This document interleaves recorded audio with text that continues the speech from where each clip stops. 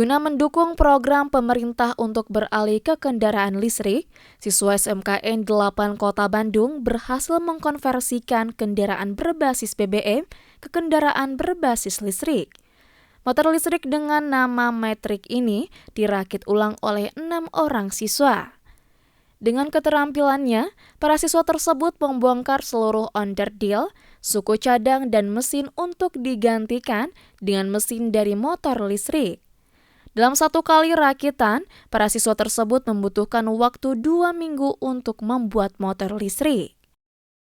Meski demikian, untuk mengkonversikan motor listrik ini, pihak sekolah harus mengeluarkan biaya 15 hingga 30 juta rupiah. Hal ini masih menjadi kendala di mana banyak onderdil motor listrik yang masih mahal di pasaran. Menurut Kepala Sekolah SMKN 8 Kota Bandung, ide awal pembuatan motor listrik ini diawali dengan masifnya pemberitaan konversi motor listrik di media. Hal ini membuat pihak sekolah berinisiatif untuk membuat sendiri motor listrik hingga mendapatkan penghargaan dalam beberapa pameran SMK se-Jawa Barat.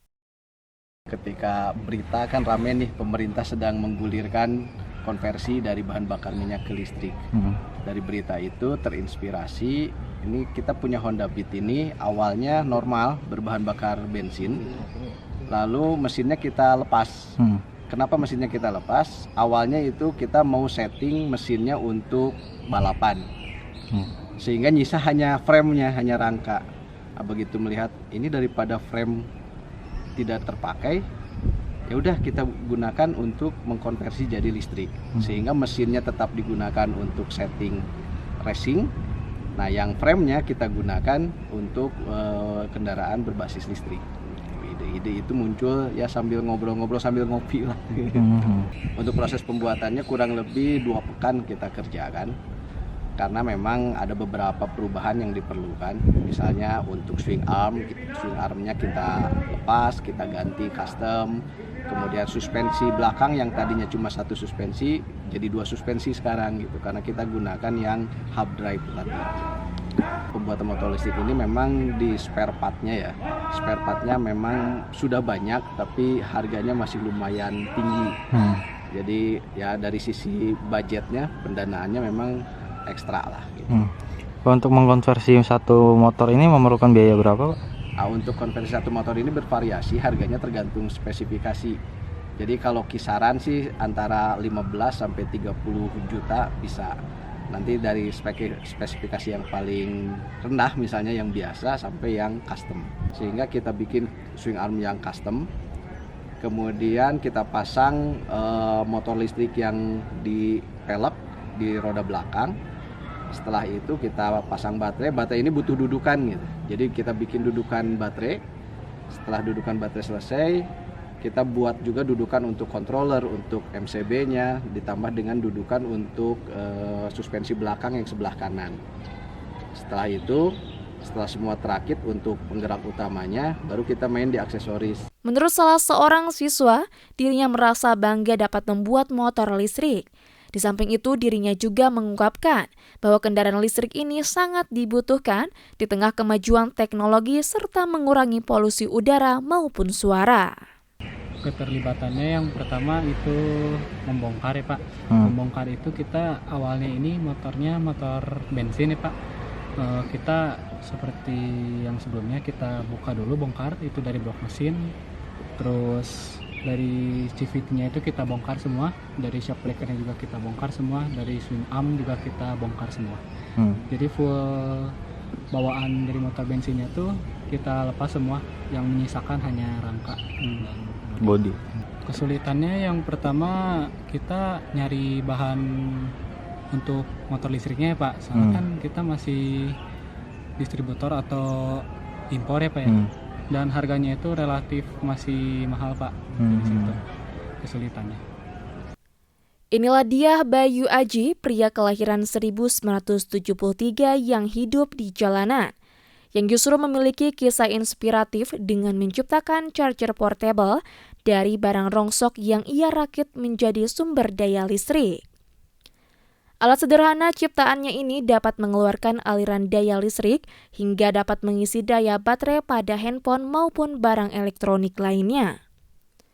Barang bekas seperti velg ban, dinamo mini, kabel bekas, dan karet ban ini dapat disulap menjadi sumber daya listrik seperti mengisi daya baterai handphone hingga laptop.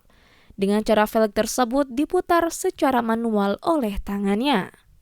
Meski hidup di jalanan, Aji bukanlah gelandangan yang suka meminta uang kepada warga yang melintas.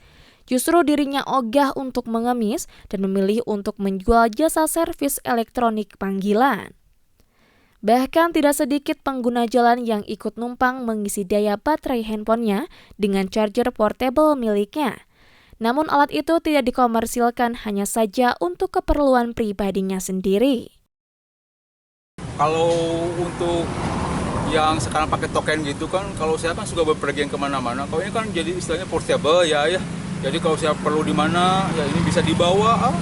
Kalau HP mati ya sekalian di tempat itu aja saya isi lagi gitu. Nah gitu. Jadi Itu prosesnya gimana, Pak? prosesnya ya kalau misalnya pembuatan ya jadi saya sewaktu itu kan token agak lumayan ya untuk pakai biaya. Nah jadi saya prosesnya ya lihat dulu ke barang rongsokan, ke Ciroyom kemana, kalau nggak ada ya kemana gitu ya, bisa ke temen cari-cari apa pelek-pelek bekas gitu. Jadi saya usahakan dari yang bekas-bekas saya daur ulang, jadi ini lagi dimanfaatin lagi gitu, diperbaiki. Kalau ada yang rusak sedikit ya dibaikin lah gitu.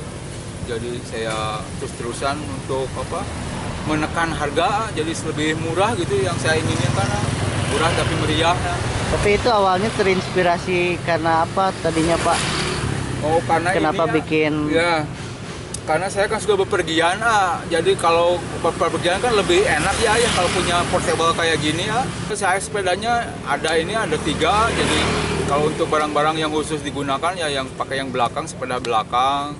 Kalau yang ini untuk istirahat, kalau yang depan itu yang sepeda gandeng itu. Jadi ini nggak terlalu ribet, bisa ininya lah apa menempatkannya gitu. Jadi kalau untuk mengayuh kan sepeda itu kan jadi jangan sampai kena kayuhan kita. Nah itu yang lebih kurang baik. Jadi, Itu Pak materialnya apa aja sih, Pak? ya materi untuk ini kincir ini manual tenaga ini pakai manual ini ya.